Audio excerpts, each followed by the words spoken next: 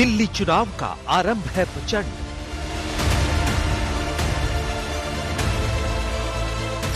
PM Modi के आप पर सीरियल अटैक। ये आपदा दिल्ली पर आई है। कुछ कट्टर बेईमान लोगों ने दिल्ली को आपदा में धकेल दिया। आशियाने पर संग्राम, घर पर घमासान। मैं भी कोई शीश महल बना सकता था।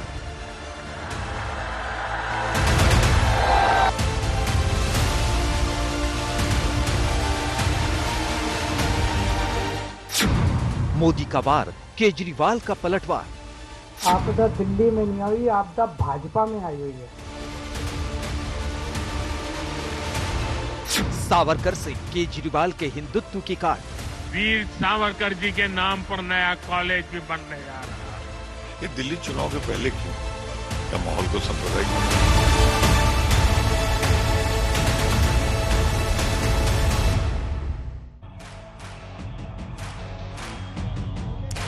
नमस्कार, आप देख रहे हैं आज तक आपके साथ मैं हूं अंजना ओम कश्यप। दिल्ली के दिल कनॉट प्लेस में आपका स्वागत है। तालियों के साथ बहुत बहुत अभिनंदन तमाम जनता का जो आज सवाल दागेगी। सुधांशु त्रिवेदी जी, राष्ट्रीय प्रवक्ता भारतीय जनता पार्टी के, तालियों के साथ उनका स्वागत कीजिए। अभय दुबे जी, राष्ट्रीय प्रवक्ता कांग्रेस पार्टी के। आम आदमी पार्टी की तरफ से सौरभ भारद्वाज कुछ ही देर में आएंगे, लेकिन उससे पहले पूरी कहानी जरा आपको समझा दे, क्योंकि आज प्रधानमंत्री नरेंद्र मोदी ने बिना नाम लिए आम आदमी पार्टी और अरविंद केजरीवाल पर जोरदार प्रहार किया। वो अशोक विहार में 1675 जो फ्लैट्स बनाए गए हैं उनका उद्घाटन करके लाभार्थियों को चाबी दे रहे थे, लेकिन केजरीवाल सरकार को उन्होंने आपदा सरकार बता दिया। कहा कि हर क्षेत्र में ये सरकार दिल्ली के लिए आपदा सरकार बन गई है। दूसरी तरफ वीर सावरकर को लेकर वो इसलिए भी आए क्योंकि अरविंद केजरीवाल के सॉफ्ट हिंदुत्व की काट के तौर पर बीजेपी रख रहे हैं। अरविंद केजरीवाल ने 18,000 देने का ऐलान कर दिया है। तमाम जो लेकिन उससे पहले बड़ी खबर आ रही है, वो आपको पहले बता दें। पुजारियों को 18,000 देने का ऐलान किया है। अलका लांबा, कांग्रेस पार्टी ने अलका लांबा को चुनावी मैदान में उतार दिया आतिशी के खिलाफ। आतिशी मार्लेना के खिलाफ कांग्रेस ने अलका लांबा को कालका जी सीट से टिकट दिया है। ये बड़ी खबर इस वक्त की। अलका लांबा जो कि एक वक्त पर कांग्रेस पार्टी NSUI से उन्होंने अपने करियर की शुरुआत की थी। कांग्रेस पार्टी में वो नेता के तौर पर दिल्ली की रही हैं लगातार, और अब बीच में हालांकि आम आदमी पार्टी में भी कुछ दिनों के लिए गई थी वो, और उसके बाद वापस कांग्रेस में आई और तोहफा मिला है, उनको टिकट मिला है कांग्रेस पार्टी की तरफ से। कालका जी सीट पर सीएम आतिशी के खिलाफ चुनावी मैदान में उतर गई हैं अलका लांबा कांग्रेस पार्टी के टिकट पर। अभी बीजेपी का कुछ समझ नहीं आ रहा कि क्या करे। सौरभ भारद्वाज आ गए हैं, तालियों के साथ स्वागत कीजिए। मंत्री हैं दिल्ली सरकार में, हमारे साथ आज ये भी इस प्रदूषित हवा में सांस लेंगे। अगले 1-2 घंटे तक हम लोग लगातार चर्चा करेंगे। जनता के भी बहुत सारे सवाल है, लेकिन जल्दी से आपको दिखा देते हैं अपनी ये रिपोर्ट, उसके बाद चर्चा की शुरुआत।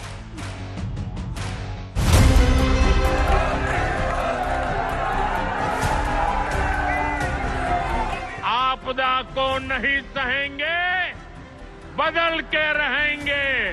कुछ कट्टर बेईमान लोगों ने दिल्ली को आपदा में धकेल दिया। पीएम मोदी के दिल्ली विधानसभा चुनाव में एंट्री के बाद राजधानी का सियासी पारा चढ़ गया है। ये आपदा दिल्ली पर आई है, और इसलिए दिल्ली वालों ने आपदा के विरुद्ध जंग छेड़ दी है। दिल्ली का वोटर दिल्ली को आपदा से मुक्त करने की ठान चुका है।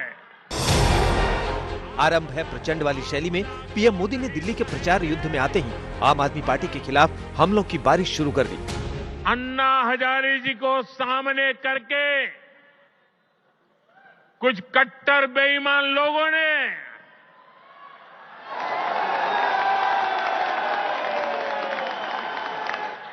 दिल्ली को आपदा में धकेल दिया। ये लोग खुलेआम भ्रष्टाचार करते हैं, फिर उसका महिमा मंडन भी करते हैं। एक तो चोरी ऊपर से सीना जोरी। दिल्ली विधानसभा चुनाव से पहले प्रधानमंत्री नरेंद्र मोदी ने 4,500 करोड़ रुपए की कई परियोजनाओं का उद्घाटन और शिलान्यास किया। पीएम मोदी ने झुग्गी बस्तियों में रहने वाले लोगों के लिए नए बने फ्लैट्स का उद्घाटन किया और कई लाभार्थियों को फ्लैट की सांकेतिक चाबी देकर केजरीवाल पर उनके घर को लेकर हमला किया। मोदी ने कभी अपने लिए घर नहीं बनाया। मैं भी कोई शीश महल बना सकता था, लेकिन मेरे लिए तो मेरे देशवासियों को पक्का घर मिले, यही एक सपना था। पीएम मोदी ने दिल्ली यूनिवर्सिटी में 3 नई परियोजनाओं की आधारशिला भी रखी। इसके साथ ही प्रधानमंत्री ने दिल्ली के द्वारका में सीबीएसई की बिल्डिंग का उद्घाटन भी किया। इन सब के बीच पीएम मोदी ने दिल्ली विश्वविद्यालय में सावरकर के नाम पर नया कॉलेज खोलने का ऐलान करके हिंदुत्व वाले एजेंडे को आगे बढ़ाया। सूरजमल विहार में पूर्वी कैंपस और द्वारका में पश्चिमी कैंपस पर अब तेजी से काम होगा। वहीं नजफगढ़ में वीर सावरकर जी के नाम पर नया कॉलेज भी बनने जा रहा है। सावरकर का नाम आते ही दिल्ली में सियासी संग्राम भी शुरू हो गया। मनमोहन सिंह जी के नाम पर हो, किसी के नाम पर हो, मैं भी उसमें नहीं जा रहा हूं। हमारा यह है कि दिल्ली के लिए क्या जरूरी है, कॉलेजेस क्यों नहीं बने, नई यूनिवर्सिटियां क्यों नहीं बनी। केजरीवाल साहब से पूछते हैं, आप कहते हैं शिक्षा शिक्षा शिक्षा, क्या हुआ, हमारे बच्चे कहां जाएंगे 12वीं पढ़ने के बाद। नेहरू जी, इंदिरा जी, राजीव जी के नाम पे सभी संस्थान बना दिए, यानी देश की आजादी में इन तीनों का ही काम है, बाकी किसी ने देश की आजादी में कुछ किया ही नहीं। वीर सावरकर का अपमान देश नहीं सहेगा। पीएम मोदी ने आप सरकार पर निशाना साधा तो उसके कुछ घंटे बाद अरविंद केजरीवाल भी बीजेपी पर पलटवार करने आए। आज प्रधानमंत्री जी बोले दिल्ली में आपदा आई हुई है। कई बार उन्होंने कहा दिल्ली में आपदा आई हुई है, दिल्ली में आपदा। आपदा दिल्ली में नहीं आई, आपदा भाजपा में आई हुई है। और जो काम दिल्ली सरकार कर रही है, शिक्षा में, स्वास्थ्य में, बिजली में, पानी में, महिलाओं के लिए, बुजुर्गों के लिए, उस काम को लोग आपदा नहीं आशीर्वाद कहते हैं। केजरीवाल ने बीजेपी पर दिल्ली की जनता को गुमराह करने का आरोप लगाते हुए गिन गिनकर आरोपों का जवाब दिया। अगर उन्होंने 10 साल में काम किए होते तो शायद आज उन्हें दिल्ली के लोगों को इतनी गालियां देने की जरूरत ना पड़ती। वो अपने काम गिनाते, वो गालियां ना देते।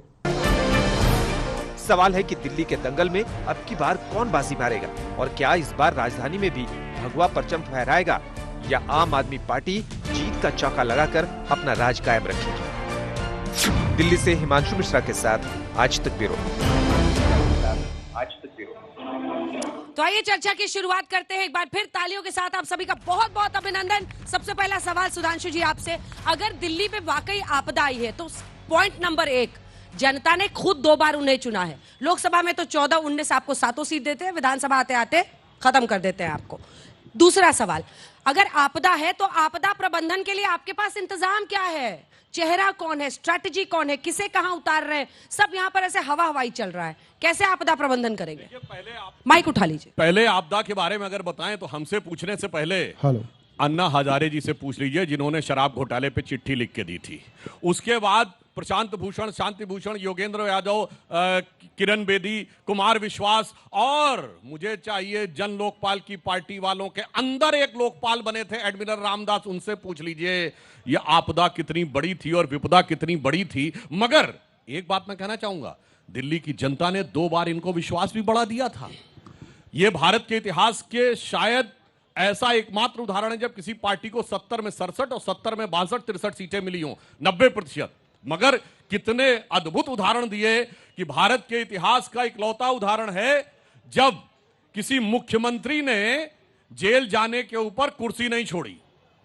कम से कम लालू प्रसाद यादव जी जो 1997 में जेल गए थे, कम से कम इतनी मर्यादा तो रखी थी कि उन्होंने जाते समय कुर्सी छोड़ दी थी, इन्होंने उतनी भी मर्यादा नहीं रखी। ऐसा अद्भुत उदाहरण भारत के 75 वर्ष के कॉन्स्टिट्यूशनल हिस्ट्री में नहीं था। और मजे की बात देखिए, बाहर आकर छोड़ दिया और अब क्या कहा जा रहा है, वो अस्थाई सीएम है। यानी कैसा मजेदार मजाक उड़ाया जा रहा है। और योजना का नाम है केजरीवाल कवच। अरे भाई केजरीवाल जी आज की डेट में दिल्ली सरकार में क्या है, ना सीएम है, ना डिप्टी सीएम है, ना मिनिस्टर है, ना नेता विधानमंडल दल है, तो किस आधार के ऊपर हो रहा। परंतु मैं बताना चाहता हूं, इस आपदा को समझने के लिए गहरी दृष्टि चाहिए। यह आपदा जानते कैसी है? यहां पर रेनॉल्ड का 10 रुपए का पेन और शीश महल में 1 करोड़ के पर्दे। यहां पे रेनॉल्ड का एक पेन और 15 लाख की टॉयलेट सीट। अब आप समझिए कि पर्दे के पीछे कितने राज छुपे हुए हैं।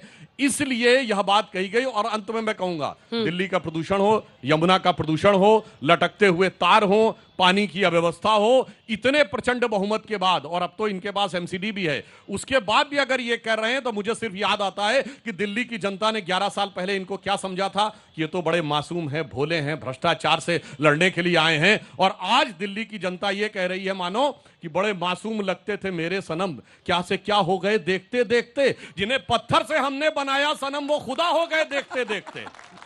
वो खुदा हो गए देखते देखते। सौरभ भारद्वाज जी, मोर्चा संभालिए और समझाइए। जब इन्होंने वैगन आर से वीआईपी वाला स्टेटस, एक छोटे घर से बड़े वाले जो आरोप है इनका शीश महल का, ये सब जो ट्रांसफॉर्मेशन हुआ है उसको कैसे देखें? देखिए, एक बड़ी मजेदार बात सुधांशु त्रिवेदी जी ने बोली, खुदा हो गए देखते देखते। जैसे ही चुनाव आते हैं, भारतीय जनता पार्टी को बांग्लादेशी याद आते हैं, रोहिंग्या याद आती है, मस्जिद याद आती है। तो ये तो इनसे बड़ा चुनावी मुसलमान कोई है ही नहीं। आप सोचिए इनको चिंता इस चीज की है। अरविंद केजरीवाल कह रहे हैं 2100 रुपए पुजारियों को दिए जाएंगे, ग्रंथियों को दिए जाएंगे। और सुधांशु त्रिवेदी जी क्या कह रहे हैं? अरे भैया, सुधांशु त्रिवेदी जी क्या कह रहे हैं? सुधांशु त्रिवेदी जी कह रहे हैं, अरे भैया इमामों की सैलरी दे दो। सुधांशु त्रिवेदी जी कह रहे हैं इमामों की सैलरी दे दो। तो चुनावी मुसलमान तो ये लोग हैं। चुनावी मुसलमान बन चुनाव गए। होते इसके बाद आ रही ही हूं, मुसलमान याद आ जाते हैं, रोहिंग्या याद आ जाते हैं, बांग्लादेशी याद आ जाते हैं। मुसलमान रोहिंग्या, आप चुनावी मुसलमान हो जाते हैं, कह रहे हो। मुझे लगता है सौरभ भारद्वाज जी वरिष्ठ व्यक्ति हैं, प्रबुद्ध हैं, इन्हें याद रखना चाहिए बांग्लादेशी घुसपैठियों के लिए एक एक्ट बना था, IMDT एक्ट, जिसको 2007 में सुप्रीम कोर्ट ने क्वैश किया। कौन गया था उसको क्वैश कराने? हमारे असम के पूर्व मुख्यमंत्री सर्बानंद सोनोवाल। हमारे लिए हमेशा से मुद्दा था बांग्लादेशी घुसपैठिया, मगर क्या बताएं। अरे वो कह रहे हैं कि आप रोहिंग्या खोज रही है आपकी पुलिस जा के, चुनाव के पहले का है, 5 साल खोजते, ये कह रहे हैं। अंजना जी, हाँ। पिछले 4 साल में इनको कितनी बार चुनाव रोहिंग्या से पे पहले डिबेट हो चुकी मुसलमान है? याद आ जाते हैं। पिछले 4-5 साल में अनेक बार रोहिंग्या ये पे डिबेट हो चुनावी चुकी मुसलमान है। मगर क्या करे, सुनिए, हाँ। मगर क्या करे, चुनावी मुसलमान है अच्छा, बीजेपी। आ रही हो, सवाल लूंगी, सवाल लूंगी, थामिए। अरे मुझे तो पता ही नहीं था ठंड में इतनी गर्मी होगी। आराम से हाँ। मुझे लगता है हम लोगों को अपने अपने टर्न पे बोलने बेटा रहेगा। प्रबंधन में बताइए ना, चेहरा कौन है? सुनिए, अब मैं एक और बात कहना चाहता हूँ। ये बताइए, एक सरकार में कैबिनेट मिनिस्टर थे, 2 कैबिनेट मिनिस्टर, जिन्होंने कहा बांग्लादेशी घुसपैठियों को नागरिकता दे देनी चाहिए। यूपीए की सरकार में हम लोगों ने उसका विरोध किया था। और घुसपैठियों से किसको फायदा है, मैं चुनौती से कहना चाहता हूं। लोकसभा चुनाव में सबसे बड़ी जीत किसकी हुई थी? किस लोकसभा से हुई है? असम की धुबरी सीट से 10,25,000 से कांग्रेस के रकीबुल हसन जीते, और तब ये दोनों साथ थे। और जाके चेक करिए, असम में धुबरी मिनी बांग्लादेश कहलाता है, वहां पर सबसे ज्यादा बांग्लादेशी घुसपैठिए हैं। और राहुल गांधी की यात्रा में देखिए, धुबरी, बरपेटा, करीमगंज में सबसे ज्यादा भीड़, मालदा पश्चिम बंगाल का सबसे ज्यादा भीड़। और मैं एक लाइन और कहूंगा। हाँ। अरे सुनिए, अभी बांग्लादेशी घुसपैठियों में इनको बताता हूँ। हाँ। ये बताइए, चुनाव तो लोकसभा का भारत में हो रहा था। ये बताइए मुझे, बांग्लादेश के अखबार में किसने आर्टिकल लिखा? ये बताइए, बांग्लादेश के अखबार डेली स्टार में शशि थरूर ने आर्टिकल लिखा, मोदी है क्यों? बांग्लादेश में चुनाव लड़ा था? नहीं, बांग्लादेशी घुसपैठियों को संदेश देना था। और तब ये दोनों गले मिले हुए थे, आज एक दूसरे को गाली दे रहे हैं। अभय दुबे जी समझाइए, हम लोग भी जब लोगों के बीच जा रहे हैं, सब पूछ रहे 6 महीने पहले तो साथ। अंजना जी, मैं ये जानना चाहता हूँ, 10 साल से देश की सेना और देश की सीमा इनके पास, बांग्लादेशी क्या मिसाइल से उड़ के दिल्ली आ रहे हैं? कौन ला रहा है बांग्लादेशियों को? कौन ला रहा है बांग्लादेशियों को? अंजना जी, क्या कर रही है इनकी सरकार? चुनाव से पहले दिल्ली पुलिस के कांस्टेबल ढूंढ रहे हैं रोहिंग्या को। अलका लांबा को इन्होंने उतारा है आतिशी के खिलाफ। कालका जी से, उस पर भी तो बोलिए। अलका अभी तक तो दोनों साथ साथ थे। अरे सबको लड़ना चाहिए चुनाव, इसमें क्या है, हम तो स्वागत करते हैं। अलका लापा को आपने उतारा है आतिशी जी के खिलाफ, क्या सोचकर? देखिए, जनता को कैसे समझाइएगा 6 महीने में कैसे ब्रेकअप हो गया? 10 मिनट में आपने देख लिया कि दोनों राजनीतिक दलों को दिल्ली के मुद्दों से सरोकार ही नहीं है। दिल्ली में सांसों का संकट है, कचरे का जमघट है, अपराधियों का मरघट है। अगर इनको दोनों को फिर से जीता डाला तो लाइफ नहीं रहेगी झींगा लाला। आपको एक बात मैं बता दूं, चिट्ठी चिट्ठी दोनों चिट्ठियां लिख रहे हैं। कभी एलजी लिखते हैं, कभी आतिशी जी लिखती है, कभी शिवराज जी लिखते हैं। एक संगम पिक्चर आई थी पहले, दोनों का कैसा संगम है इस गाने से समझिए। तू मेरा प्रेम पत्र पढ़कर के नाराज ना होना, वो कहते हैं मैं तुझे चंदा में समझूंगा, वो बोले उसमें भी दाग है। तुझे सूरज में समझूंगा, बोले उसमें भी आग है। यमुना और गंगा समझ रहे हैं, क्या पाप किया ये देख लीजिए। मां यमुना के साथ केजरीवाल सरकार और मोदी सरकार का पाप समझिए। जब हमारे पूर्वांचली भाई छठ पूजा पर आस्था की डुबकी लगा रहे थे, दोस्तों आप जानते हैं क्या हुआ है उस समय? उस स्थान पर दिल्ली के पोल्यूशन कंट्रोल बोर्ड ने जांच कराई और यह पाया कि विश्व में सबसे अधिक 97 लाख एमपीएन पर 100 ml फीकल कोलिफॉर्म मलमूत्र निकला। 97 लाख 100 एमपीएन। ये जून के बाद पता चला? 3003 अभी जून के बाद पता चला। अंजना जी, हर साल छठ करने जो व्रती महिलाएं जाती हैं, सुनिए ना, सुनिए, ये रिपोर्ट दी है अभी दिसंबर के महीने में। ये रिपोर्ट छठ व्रती महिलाएं वहां हर साल करती हैं पूजा। 10 स्थानों की रिपोर्ट लेकर आया हूं दिल्ली के। यमुना जहां से प्रवेश करती है वहां कम है, लेकिन जैसे जैसे आगे बढ़ती है वहां। अब आप ये कह रहे हैं कि हमने शिक्षा के क्षेत्र में काम किया। आपको ये जानकर आश्चर्य होगा कि जब केजरीवाल सरकार सत्ता में आई थी तो 5,703 स्कूल थे, वो घटकर 5,497 हो गए। 2,784 स्कूल सरकारी, वो घटकर 2,693 हो गए।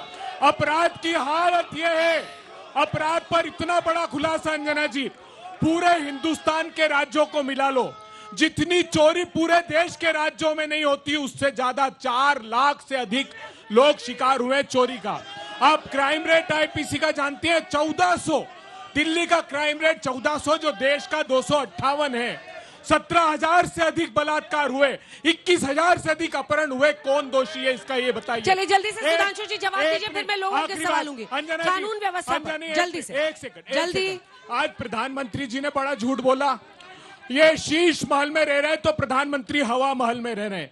467 करोड़ रुपए का आलीशान वैभवशाली महल बना रहे हैं वो, उनका महल, और इन्होंने 1-1 करोड़ के पर्दे। और ये कब किया?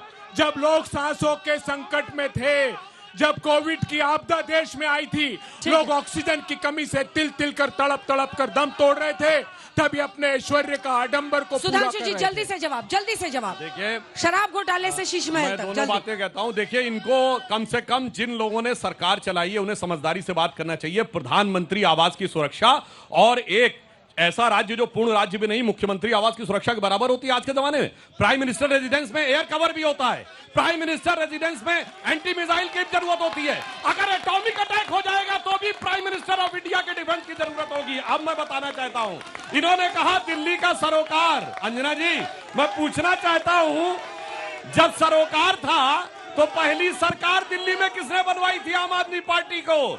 आम आदमी पार्टी की पालकी ढोकर सत्ता की दहलीज पहली बार कांग्रेस ने पार कराई, और उसके बाद आम आदमी पार्टी ने वो रंगत दिखाई कि इनका पंजाब में सत्ता से स्विच ऑफ कर दिया, गुजरात में इनका वोट हाफ कर दिया, और दिल्ली में इनको साफ कर दिया, और उसके बाद इन्होंने उनको माफ कर दिया। और एक लाइन कहूंगा, 6 महीना पहले ये एक दूसरे से कैसे गले मिले थे कि इन्होंने अभी एक फिल्मी गाना सुनाया था ना, मोसेरे भाई हैं। तो मैं बताना चाहता हूं, एक का शराब कांड और एक इलेक्टोरल बॉन्ड, आम आदमी पार्टी दोनों ने लूटा देश को। अपने अपने टर्न पे बोलिए भाई। शराब कांड में आप कंट डूबे, सर अपने अपने टर्न पे बोलिए। हजारों करोड़ करके बहुत। देखिए, 6 महीने पहले ये एक दूसरे से जानते क्या कह रहे थे, आम आदमी पार्टी और कांग्रेस, आपकी नजरों ने समझा प्यार के काबिल मुझे।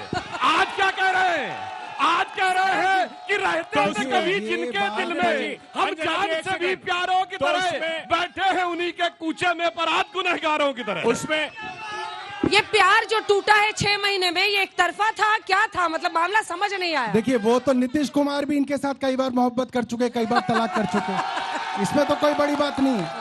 अंजना जी, मगर एक बात जिसको सुधांशु त्रिवेदी जी नकार नहीं सकते, वो ये कह रहे हैं कि प्रधानमंत्री को सुरक्षा की जरूरत है।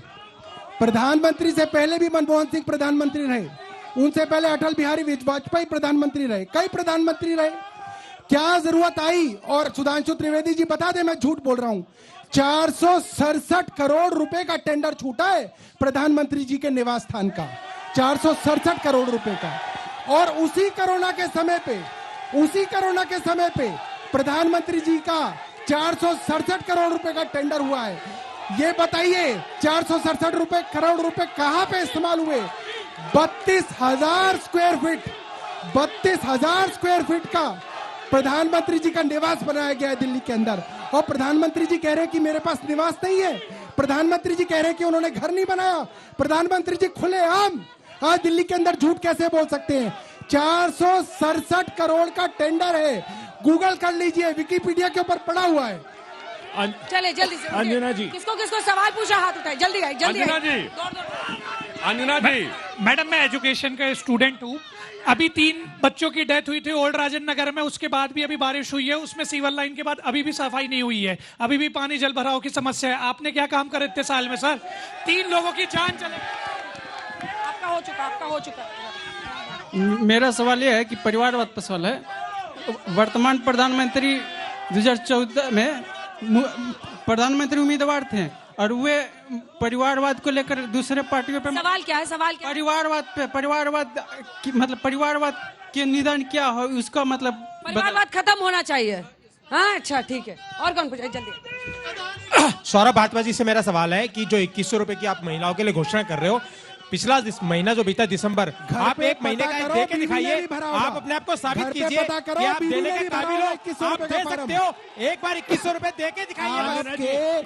आपके घरों की भी महिलाएं भर रही है वो फॉर्म, पता करिए घर पे। बीजेपी की 10 साल से सरकार है, जैसे और इसके अलावा 7 सांसद इनके दिल्ली से हैं, भारतीय जनता पार्टी पिछले 10 सालों में बीजेपी ने कोई 10 काम दिल्ली के लोगों के लिए किया तो गिना दो। 10 काम जो आपने दिल्ली के लिए किया है वो गिना दो, और आपसे पूछ रहे 2100 दे के दिखाओ। इधर से भी कुछ सवाल है।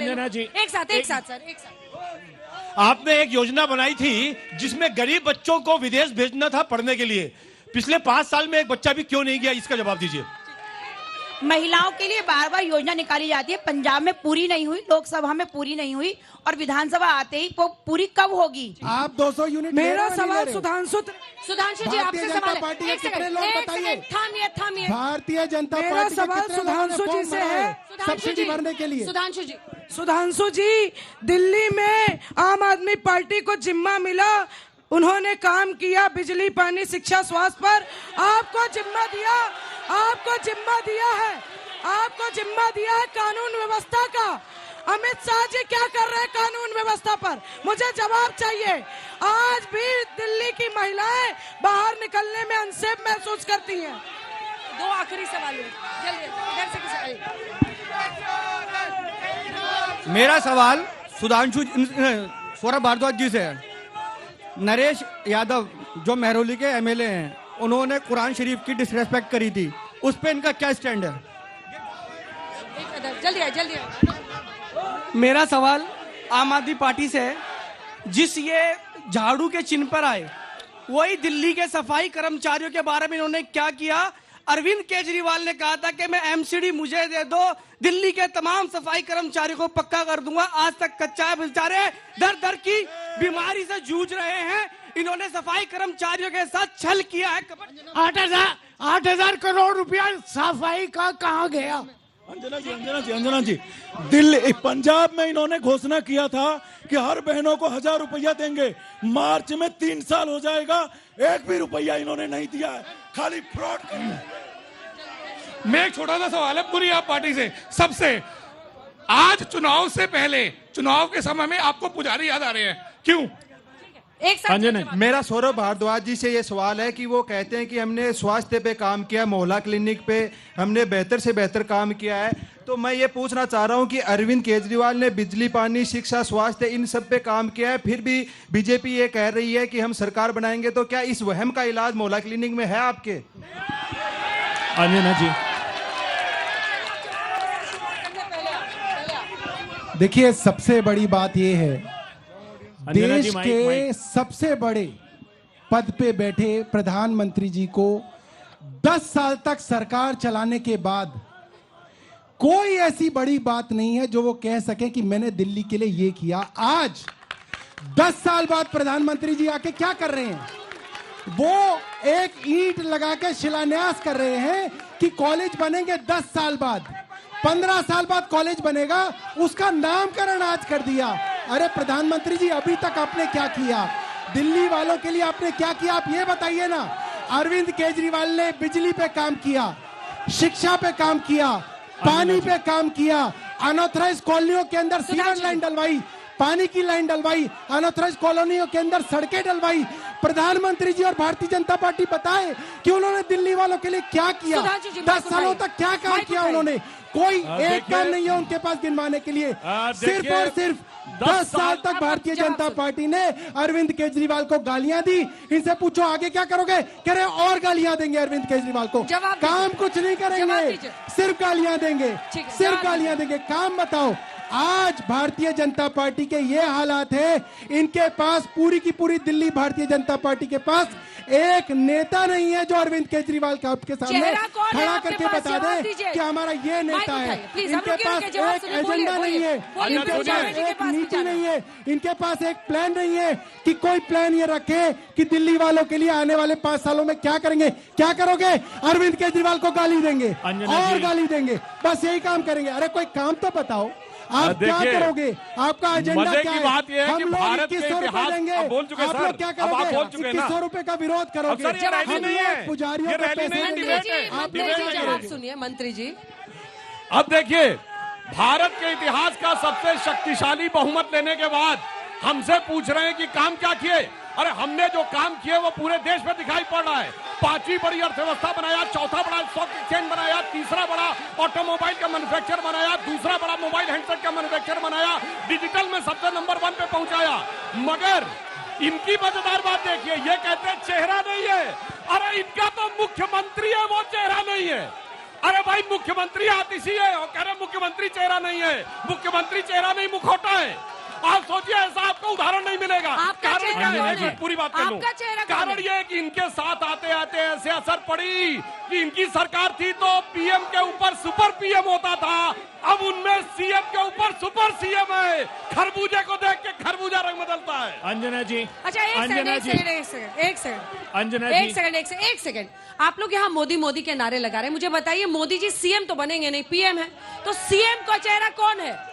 सीएम का चेहरा कौन है? सीएम का चेहरा कमल का चिन्ह है और हर एक सीट पर हम यही सोचकर कार्यकर्ता हो चाहे कोई भी आम नागरिक हो, मैं यही सोचता हूँ। मैं एक आम नागरिक हूँ, यहाँ घूम रहा था तो मैं देखने आया, ये झूठ की बीजेपी से नहीं जुड़ा है पक्का, सोशल मीडिया पे निकलेगा। लोकपाल बिल के बारे में पूछना चाहता हूँ। जब मैं 12वीं क्लास में था, ये लोकपाल बिल के बारे में।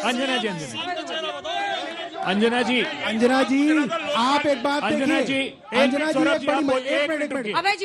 जी आप इस बात को देखिए, यहाँ मोदी के नारे लग रहे हैं तो इनको कोई एतराज नहीं है। अम्बेडकर के नारे लगते हैं तो कहते हैं तुम नर्क में जाओगे। अब मोदी के नारे लग रहे हैं तो स्वर्ग में जाएंगे। ये इनका बायस है, ये इनकी नफरत है। काम को देखो, चेहरा न देखो। चेहरों ने लाखों को लूटा, काम सच्चा और चेहरा झूठा। शीला दीक्षित जी की सरकार थी, लाडली योजना शीला दीक्षित जी की देन थी। मैं आपको बताना चाहता हूं, बेटी पैदा होती थी, उसके घर पर बेटी के पैदा होते ही 10,000 रुपए और 11,000 रुपए शीला जी भिजवाती थी। बेटी बच्चे एडमिशन लेती थी स्कूल में, 5,000 रुपए उसके खाते में जमा कराते थे। 36,000 रुपए बेटियों को देते थे। अगर महिला विधवा हो जाए तो उसको बेटियों की शादी के लिए 30,000 रुपए देती थी। आज इनकी स्वास्थ्य सेवाओं की पोल में खोलता हूं, पूरे देश में एकमात्र दिल्ली ऐसा प्रांत है जिसमें 18,40,000 लोग हर साल कैंसर की, डायबिटीज की और हार्ट की बीमारी के लिए जांच कराने जाते हैं। ठीक है, अपना नारेबाजी बंद करके बैठ जाइए प्लीज, फिर शो नहीं हो पाएगा। दिल्ली में आ रही मैं लूंगी सवाल। मैं सौरभ जी से एक सवाल पूछना चाहता हूँ। एक मिनट, मैं सौरभ दिल्ली को बर्बाद से एक सवाल पूछना चाहता हूँ। लोकपाल क्यों इन दोनों की लड़ाई ने दिल्ली को बर्बाद बड़ा करके पते रख का दिया? सवाल आया, वो कह रहे हैं लोकपाल बिल कहाँ है? कोई लोकपाल बिल केंद्र सरकार के पास है, केंद्र सरकार के पास है, हमने तो पास करके भेजा हुआ है। इनका इंटरनल केंद्र लोकपाल सरकार का है। बैठी हुई है उसके आपका ऊपर। इंटरनल लोकपाल का है, बताइए ना। आरोप अंजना लगते जी, ही पंजाब अब आप यहाँ पे ना कोई लोकपाल का कानून लाए, भारतीय जनता ना कोई पार्टी इंटरनल लोकपाल है और शराब आम के आदमी कांड पार्टी में की। अकंठ डूब गए ये लोग।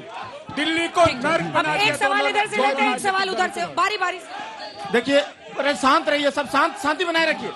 देखिए, मैं अरविंद केजरीवाल जी, बड़े मियां दिल्ली का मालिक से मैं पूछना चाहता हूं कि आपको दिल्ली वासी दारू बेचने के लिए सीएम नहीं बनाया था। आपका एक एक नेता सब मकोका के तहत के जेल जा रहे हैं।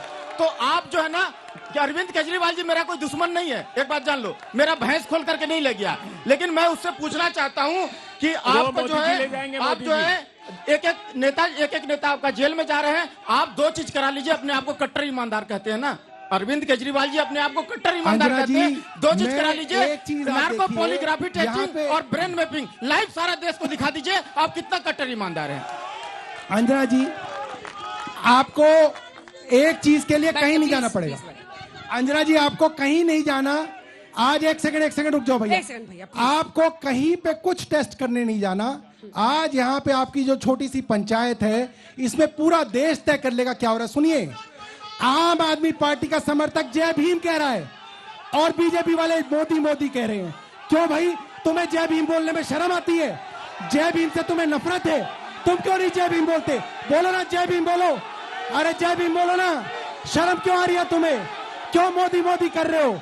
जय भीम बोलने में शर्म आती है? आम आदमी पार्टी वाले जय भीम बोल रहे हैं, आप मोदी बोल रहे हैं। आपको जय भीम बोलने में क्या शर्म आती है? आप दलितों से क्यों नफरत करते हो? आप क्यों इतने जातिवादी हो? आप लोग इतने मनुवादी क्यों? बोलो ना जय भीम, बोलो जय भीम, जय जय जय जय जय भीम, जय जय जय जय जय भीम, जय जय जय जय जय भीम, जय जय जय जय जय भीम। अरे बोलो ना, भारतीय जनता पार्टी वाले चुप क्यों हो गए? बोलो जय भीम बोलो, क्यों डर रहे हो? क्यों शर्म आ रही है? मोदी बोलोगे, ये दिखाओ उनको। ये भारतीय जनता पार्टी की सच्चाई है, ये मोदी बोलेंगे। जय भीम बोलने में शर्म आती है। जय जय जय जय जय भीम, जय जय जय जय जय भीम। अब मैं जवाब दूं?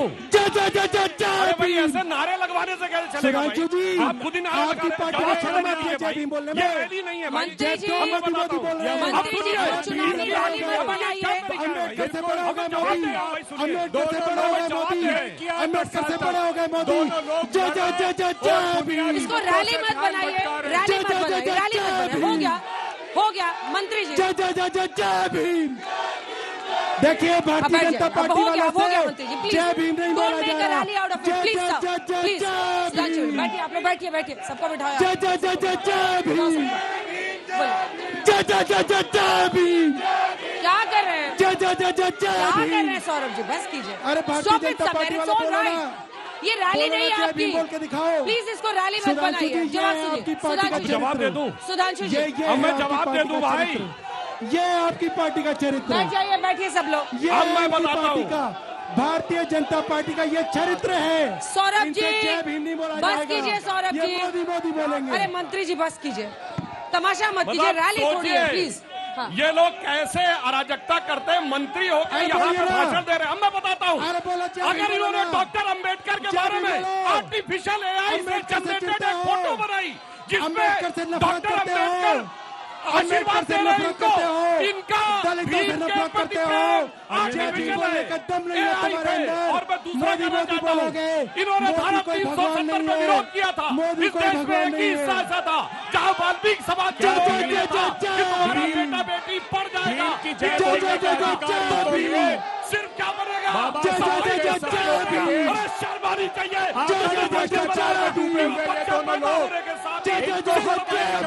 पंक्ति में खड़े हुए लोगों का पैसा माँ गंगा को, मैं आप सबसे रिक्वेस्ट कर रही हूँ और खासकर आपसे, प्लीज इसको आप चुनावी रैली ना बनाएं मंत्री जी। आप जो उत्तेजना पैदा कर रहे हैं वो ठीक नहीं है। Please understand, it's a public show. Please sir, please stop it, please stop it, please बंद कीजिए। पूछता हूँ अंजना जी, प्लीज बंद कीजिए, प्लीज बैठिए, शांति से बैठिए, ये उत्तेजना मत पैदा कीजिए। बैठिए आप लोग अपनी जगह पे बैठिए प्लीज। अंजना जी जवाब दीजिए, मैं सिर्फ एक बारी बारी से बोलिए प्लीज। नारेबाजी बंद कीजिए, नारेबाजी बंद कीजिए। बोलो ना, जय भीम बोल के दिखाओ। डरो क्यों हो, शर्म क्यों आ रही है? बीच में मत प्लीज। अब मैं सिर्फ एक सवाल पूछता हूँ। AI जनरेटेड फोटो थी डॉक्टर बाबा साहब अम्बेडकर की, केजरीवाल को झुकते हुए। केजरीवाल की फोटो दिखाओ बाबा साहब अम्बेडकर के आगे झुके हुए। ये बाबा साहब अम्बेडकर जब अपने को ऊपर रखते हैं, ये नौटंकी करते हैं। आप लोग नारेबाजी बंद कीजिए। क्या कर रहे हो भाई, क्या करने आए आप? रैली है ये, मैं मना कर रही हूँ आपको। Please stop this. मैं एक बात पब्लिक कहता हूं, प्लेटफॉर्म जहाँ पे आपको सवाल पूछना है, नारेबाजी या रैली करनी है तो कहीं और जाइए। मगर अंजना जी प्लीज अपनी जगह पे बैठ के बोलिए please. I am requesting all, मैं सबसे सवाल लूंगी but only if you maintain this. तो शो नहीं हो पाएगा, जनता के सवाल ही नहीं पूछे जाएंगे। अंजना जी क्या कर रहे हैं आप लोग? प्लीज प्लीज सवाल पूछना चाहता हूँ, मैं सबके पास आऊंगी। मैं अपनी जगह पे पूछना चाहता हूँ। जवाब दीजिए एक एक करके प्लीज। वाल्मीकि समाज के लिए रूल था 70 साल तक माफी मांगो जय भीम कहने वालों कि तुमने 70 साल कश्मीर में कहा सफाई कर्मचारी का बेटा सफाई कर्मचारी होगा। शर्म आनी चाहिए, नौटंकी कर रहे हैं आज की डेट में। 370 के विरोध में खड़े थे। इस देश में एक ही हिस्सा ऐसा था और अब बताइए की बात कर रहे हैं और AI जनरेटेड फोटो दिखा रहे हैं। प्लीज अरे ईमानदारी से जाते हैं बाबा साहब अम्बेडकर के चरणों में लेट कर फोटो खिंचाते हैं तो समझ में अंजना जी बोलिए। बाबा साहब अंबेडकर के स्वप्न को चूर चूर कर दिया। एक बोतल पर एक बोतल शराब फ्री। शराब में आकंठ डूब गए। क्या उनको हक है बाबा साहब का नारा लगाने का? समाज के अंतिम पंक्ति में खड़े हुए लोग जब छठ की पूजा में स्नान करने जाते तो एक ने मां गंगा के साथ धोखा किया, एक ने मां जमुना के साथ धोखा किया। 3800 मैट्रिक टन कचरा दिल्ली वाले रोज भोग रहे हैं, उनके ट्रीटमेंट प्लांट नहीं है। कोर्ट ने 50 करोड़ का जुर्माना दोनों लोगों पर लगाया। क्या ये बाबा साहब का स्वप्न साकार करने वाले लोग हैं? क्या ये बाबा साहब का स्वप्न साकार करेंगे? 54 करोड़ के घर में एक और 467 करोड़ के घर में एक जो रहता है। क्या बाबा साहब ने समाज के अंतिम पंक्ति में खड़े हुए लोगों के लिए यह स्वप्न देखा था कि वैभवशाली ऐश्वर्य के आडंबर में रहे, 2-2 करोड़ के पर्दे, 4-4 करोड़ के कांच लगाएं? अरे इनके घर में तो टनल भी बन रही है। प्रधानमंत्री जी बाहर आने से इतना डरते हैं कि उन्होंने टनल बनाई है कि टनल के माध्यम से ही वो पार्लियामेंट में जाएंगे। पर आपको कोई सीरियसली क्यों लेगा सर? आपने तो ऐसे गिनने वालों से दोस्ती कर ली थी, आपकी इन बातों को सीरियसली कौन लेगा? इन अच्छा सिला दिया तूने मेरे प्यार का। मोदी जी टिकट तय कर रहे हैं इनके। एक तरफा भारतीय जनता पार्टी और आपका दोनों का संगम है ये। 8 मंत्री इनके जेल से बाहर, 28 उन्होंने अपने बाहर कर दिए। भारतीय जनता पार्टी और आप ये छद्मवेश धारण कर रखा है। ये दोनों लोग मिलकर दिल्ली के लोगों को बेवकूफ बना रहे हैं। आप याद कीजिए कांग्रेस पार्टी की सरकार उसके काम को। आज प्रधानमंत्री जी ने जो फीता काटा है वो शीला दीक्षित के काम थे। शीला दीक्षित जी ने 45,000 घरों का निर्माण करा कर दिया था गरीब लोगों का। प्रधानमंत्री जी ने हमारे मील के पत्थरों पर अपनी तख्तियां लगाई है। सौरभ जी, आप एक व्यक्ति के इर्द गिर्द, एक पार्टी के, please all of you please मैं रिक्वेस्ट कर रही हूँ हाथ जोड़ के, आप एक व्यक्ति के इर्द गिर्द नारेबाजी को लेकर आपत्ति जता रहे थे, लेकिन आपकी पार्टी तो ऐसी है कि एक महिला मुख्यमंत्री बना के आप कहते हैं कि ये बस तब तक है जब तक हम पार्टी में वापस सत्ता में नहीं आते हैं, फिर अरविंद केजरीवाल को ही सीएम बनाएंगे। खड़ाऊ सीएम क्यों डिजर्व करती है दिल्ली? जवाब दीजिए। देखिए, आपने तो रामायण पढ़ी होगी। अगर भरत को राजपाट दिया गया था, इसलिए दिया गया था कि जब राम वापस आएंगे तो भरत जो है राम को राजपाट दे देंगे। अब आप ये कह रही हैं कि भरत को आप ये क्यों कह रहे हैं कि वो टेम्परेरी राजा हैं, क्योंकि राजपाट तो राम का ही है। आप इस बात को समझिए। अरविंद केजरीवाल राम है। नहीं, मैं आपको रामायण का उदाहरण दे रहा हूँ। मैं आपको और मैं ये बोल रहा हूँ अंजना जी, आपके बहुत सारे शो मैंने देखे। हर शो के अंदर भारतीय जनता पार्टी मोदी मोदी के नारे लगाती है। आज मैंने जय भीम के नारे लगाए, मैंने तो केजरीवाल जी के नारे नहीं लगाए। इनके पेट में दर्द क्यों हो रहा है? जय भीम के नारे से भारतीय जनता पार्टी के पेट में दर्द क्यों हो रहा है? आप इस बात को समझिए। हमने केजरीवाल जी के नारे तो नहीं लगाए, इनको जय भीम के नारे लगाने में शर्म क्यों आती है? इसका जवाब देखिए, इस बात को बताइए। और देखिए 16% दलित वोट पर नजर है सबकी कि अम्बेडकर ऐसे में की जवाब नाम दीजिए लेते, इस मुद्दे पर आपको ये बार बार कही जाती है कि अम्बेडकर का नाम ले रहे हैं। अगर इतनी बार भगवान का नाम लिया होता तो स्वर्ग गए होते, इसका मतलब अम्बेडकर का नाम लेने वाले नर्क जाएंगे। ये तो गलत बात है, ये जातिवादी बात है, ये दलितों के विरोध में बात है, उनसे नफरत करने वाली बात है। इसको भारतीय जनता पार्टी को बदलना चाहिए, अपनी मानसिकता को बदलना चाहिए, इस तरीके से नफरत को खत्म करना चाहिए। अच्छा, ये कह रहे हैं 11 साल से सरकार में है, 1 महीने पहले दिखाओ कोई नारा जय भीम लगाते हुए। चुनावी है, AI जनरेटेड है, तब समझ में आता है। इसीलिए अरे आप चुनाव में भी लगा दो तो चुनाव में भी नहीं और लगा मैं रहे। कहना चाहता हूं, मैं फिर कहना चाहता हूं, एकमात्र दलित मंत्री था, क्यों बर्खास्त किया था? बोलो, एकमात्र दलित मंत्री था, क्यों बर्खास्त किया था? क्यों प्रेस कॉन्फ्रेंस ली? इन्होंने उनके खिलाफ प्रेस कॉन्फ्रेंस ली। सुनिए, दलित मंत्री के खिलाफ भारतीय जनता सुनिए, पार्टी ने प्रेस दोनों कॉन्फ्रेंस ली। बारी बारी से अभय जी, आप तो ऐसे न थे, प्लीज। सुनिए, और मैं कहना चाहता हूं, इन लोगों ने क्या किया उनके साथ, जिनके साथ ये खड़े थे। डॉक्टर अंबेडकर की किताब पढ़िए जाके। डॉक्टर अंबेडकर का खुद का इंटरव्यू 1955 का बीबीसी पे उनकी आवाज में उपलब्ध है, और उन्होंने क्या क्या बोला है कांग्रेस के लिए, लोग ने जिनके साथ खड़े हुए अंजना जी,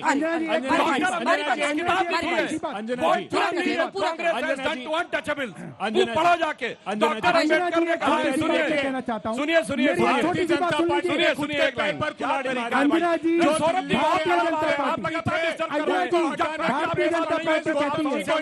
अंजना जी, भारतीय जनता पार्टी कहती है, कसूर क्या था? उनका कसूर सिर्फ इतना था कि जो बाबा साहब अंबेडकर ने शपथ ली थी, आपके मंत्री ने वो शपथ ली, तो इन्होंने निकाल बाहर कर दिया, और इन्होंने निकालने की मांग की। भारतीय जनता पार्टी ये कहती है कि अंबेडकर का अपमान क्योंकि कांग्रेस ने किया था तो हमें लाइसेंस मिल गया, हम भी अंबेडकर जी का अपमान करेंगे। आपने किया, ये कहाँ की बात हुई? आपने किया, हमने नहीं किया।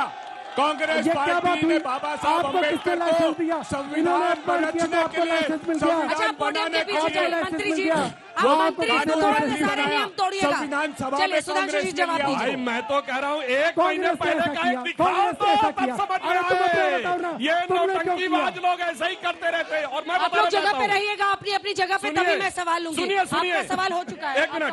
डॉक्टर अंबेडकर का अपमान कांग्रेस पार्टी ने किया था, 6 महीने पहले समझ में नहीं आ रहा था, तब चुनाव में फायदा नजर आ रहा था। यह होता है वक्त के साथ बदलते हुए लोगों की बात। और मैं फिर कहना चाहता हूं, डॉक्टर अंबेडकर की किताब पढ़ो, thoughts on Pakistan. Doctor Ambedkar ने लिखा है कि पूरे भारत में जिस प्रकार की सांप्रदायिक राजनीति की जा रही है वो देश के लिए खतरनाक है।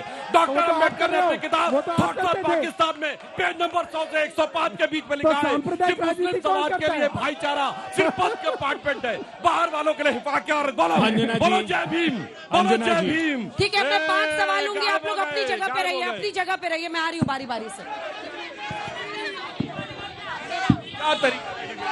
मैं सौरभ जी से सवाल करना चाहूंगा कि ये जब ये सत्ता में आए थे तो इन्होंने बोला था कि हम युवाओं को रोजगार देंगे। तो मेरे बेसिकली इनसे 2-3 मेन जो पॉइंट है वो यही है कि पिछले 3 साल में कितने इन्होंने प्राथमिक अध्यापक भर्ती किए हैं। दूसरा, अंजना जी, मैं पूछना चाहती हूँ कि केजरीवाल जी ने लाखों के हिसाब से हर साल यहाँ पर बंदा आता है, उनके लिए क्या सोचा आज तक, क्या प्लानिंग है उनकी? बाबा साहब अंबेडकर भ्रष्टाचार नहीं किए थे। बाबा साहब अंबेडकर के वो आड़ में भ्रष्टाचार मत छुपाइए प्लीज। मोदी जी कहते थे 2 करोड़ नौजवानों को रोजगार देंगे, 15 लाख देंगे, सारा जुमला है, उसका क्या हुआ? मैम, मेरा सुधांशु सर से एक सिंपल सा क्वेश्चन है। यहाँ मोदी जी के नारे लग रहे हैं, आपने बोला मोदी जी सीएम तो बनने वाले नहीं है। 75 साल बाद बीजेपी ने खुद कहा था कि हम अपना पीएम चेंज करेंगे।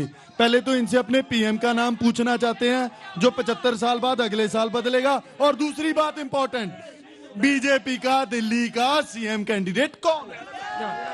बड़ा मजेदार सवाल है। जिनका सीएम है वो कह रहे ये सीएम नहीं रहेगा। अरे मुंह तो देखो बात पूछने का। कदम है साहब, भारत के इतिहास में ऐसा उदाहरण नहीं मिलेगा। सीएम कुर्सी पे है, वो कह रहे ये सीएम नहीं रहेगा। इसीलिए एक चेहरे पे कई चेहरे लगा लेते हैं। मैं ये कहना चाहती हूँ केजरीवाल जी से कि महिलाओं को उन्होंने पिंक शराब की दुकान खुलवा कर दी और हर गली में ठेके खुलवाए थे। केजरीवाल जी ने क्या सही काम किया था? झूठ की राजनीति करते हैं केजरीवाल जी, इनको शर्म आनी चाहिए। खाली ये झूठ की राजनीति करते हैं और कुछ नहीं करते। शराब की दुकान पर एक फ्री अंजना पर। जी, आप तो नोएडा रहती हैं। नहीं, मैं दिल्ली रहती हूँ। गुड़गांव मैं दिल्ली रहती हूँ। गुड़गांव भी है, नोएडा भी है, दोनों देखा है। मैं दिल्ली में रहती हूँ। गुड़गांव और नोएडा के अंदर कितनी शराब के बड़े बड़े शोरूम है, आपको सबको पता है। दिल्ली में तो इतनी बड़ी बड़ी दुकानें बनी नहीं जितनी भारतीय जनता पार्टी ने उत्तर प्रदेश और गुड़गांव के अंदर बनाई है। उन लोगों ने उसके बारे में बताओ, उसके बारे में बताओ, उसके बारे में बताओ। कितने बड़े बड़े शोरूम जो गुड़गांव के अंदर बने हैं, फरीदाबाद में बने हैं, कहना चाहता हूँ वोट जिहाद हो रहा है। एक घर में 60 विशेष समुदाय के लोगों का वोट बन रहा है, उसके बारे में क्या कहना आपका? वोट जिहाद कर रहे हैं 60 वोट। एक घर में 80 वोट हैं, एक कमरे का मकान है, 80 वोट उसमें कैसे आए? उसमें कैसे आए? और मैं ये तो आप बताओ, आपका इलेक्शन कमीशन है, आप बताओ, आपका इलेक्शन कमीशन है, आप बताओगे, हमको ही ना बताएंगे। आपने क्या किया? कहां से रोहिंग्या बुलाए, कैसे बांग्लादेशी बुलाए, क्यों यहाँ पे बसाए? हरदीप पुरी जी को तो सबके एड्रेस पता है, उससे पता करो। हमारे पास तो है नहीं, बॉर्डर तो आपके पास है, आप बताओ। इलेक्शन कमीशन आपके पास है, आप बताओ कहाँ से लेके आए हो आप रोहिंग्याओं को, कहाँ से लेके आए हो आप बांग्लादेशियों को? सुधांशु जी जवाब दीजिए। बहुत सीधा और छोटा सा सवाल है। ममता बनर्जी ने भी आरोप लगाया है दोनों पर। बहुत छोटा और सीधा सा सवाल है कि भाई वोट तो गुप्त होता है, इनको कैसे पता जिनके वोट कट रहे वो इनके वोटर है? बताओ भाई, कौन सी पहचान है? वही जो उत्तर प्रदेश में अखिलेश यादव को लगता था।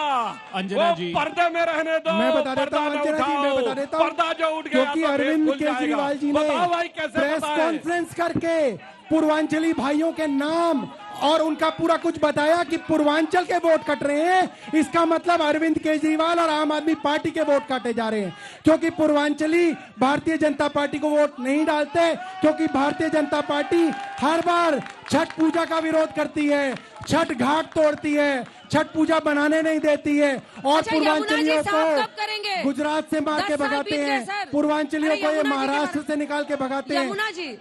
अंजना जी, जब गंगा जी साफ हो जाएगी तो हम यमुना जी भी साफ कर देंगे। तुम गंगा जी तो साफ करो, तुम्हारे पास तो उत्तर प्रदेश की सरकार है, तुम्हारे पास तो केंद्र की सरकार है, देश में एक ही नदी है, तुम गंगा जी को तो साफ करो। देखिए, आप माँ यमुना जब दिल्ली में प्रवेश करती है, ठीक है, जल्दी जल्दी, तो पाला में जहां से प्रवेश करती है वहां पे 1100 MPN पर 100 ml है। 79 लाख, इतना बड़ा छल किया हमारे पूर्वांचली भाई बहनों से और अखंड शराब में डुबा दिया दिल्ली को। एक पर एक शराब की बोतल फ्री और किसी देश में नहीं। 26 साल से आप लोग आए देखिए, नहीं हैं मैं जमुना जी के लिए एक सवाल कहना चाहूंगा। वो कह रहे पहले गंगा जी साफ वालों, कीजिए। तेरी जमुना मैली हो गई केजरी के पाप धोते धोते। चलिए, इसी के साथ तालियों के साथ आप सभी का बहुत बहुत धन्यवाद। हमारे इस विशेष कार्यक्रम में इतना ही। देश दुनिया की बाकी खबरों के लिए देखते रहिए। अंजना जी पूरा